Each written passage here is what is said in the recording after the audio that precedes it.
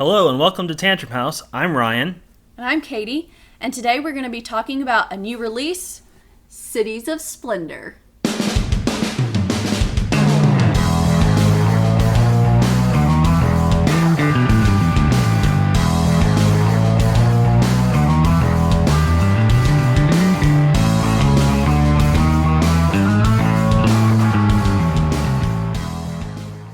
Cities of Splendor is an expansion to the 2014 Spiels des Jahres runner-up, Splendor, a game designed by Marc Andre and published by Space Cowboys.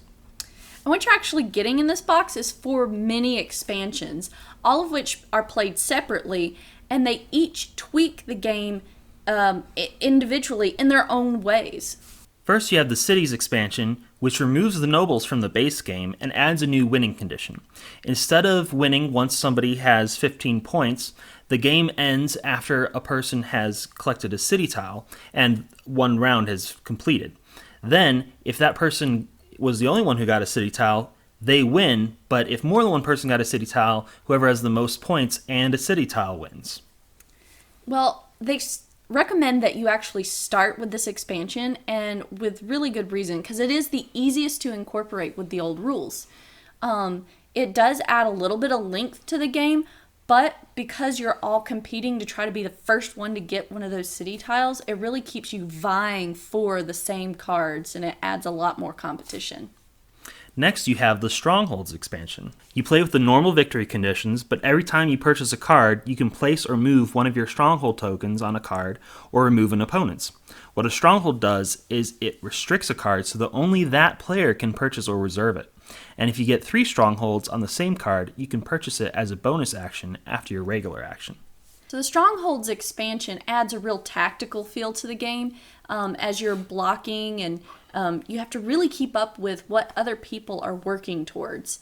And with all the blocking the cards that goes on, you actually end up making the game a little bit longer doing that. After working on their cities and building their strongholds, players can start heading east with the Trading Post expansion. Trading Post lets players unlock bonus powers once they have certain combinations of cards. These powers grant the players additional points or gem tokens when they meet specific conditions. So these powers add some neat things to the game and the gameplay, but trying to keep up with all of these different new abilities sometimes can get a little confusing. Overall, it tends to shorten the length of the game, though, because it really speeds up how fast you're able to acquire things. Last but not least, players can travel to the Orient. The Orient Decks add 3 more rows of 2 cards each to the base game.